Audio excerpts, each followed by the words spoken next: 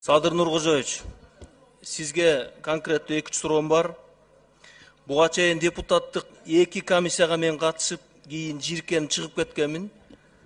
Сиз колуңузду жүрөккө коюп туруп ант бериңизчи, ушу комиссияны аягына чейин чыгарасызбы?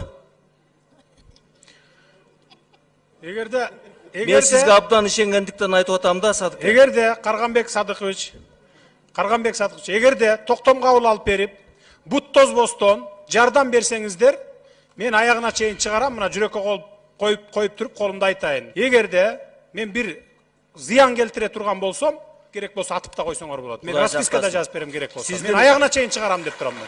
Эгерде силер колдосоңуздар. Садыке Азамат, мен ошон үчүн сизге эртең менен кирип сөзүңүздү угайын деп анан стенограмма үчүн берип атам да. Мына сиз айттыңыз 117 килограммдан күнүнө топтоп аткан алтынды колуңуз менен кармап көрүп, анан атайын ошо бизге көрсөттүңүз. Бул чындык да, туурабы? Туура.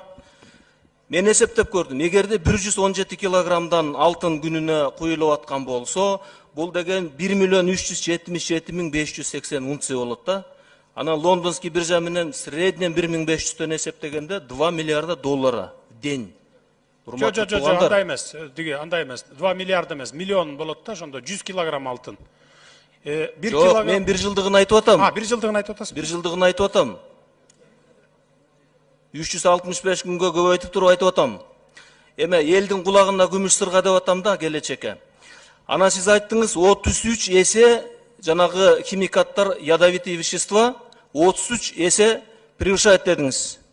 Бул туурабы? Туура. Булардын экологиялык паспорту боюнча 180 мышыяк жана менин касиеттүү нарыным көздөй агып аткан суунун баарында мышыяк 22 эсе көп дедиңиз. Туурабы? Туура, бул Казакстандан келген результат. Рахмат. Топурактын составында, топурактын. А сууда 2 эсе, 3 эсе, 8 эсеге чейин көп. Саат 8 болду. 5-күнгө узартабыз деп чечим кабыл алганбыз. Урматтуу депутаттар, добуш бергенбиз, танапиз. Жума күнү жолугабыз.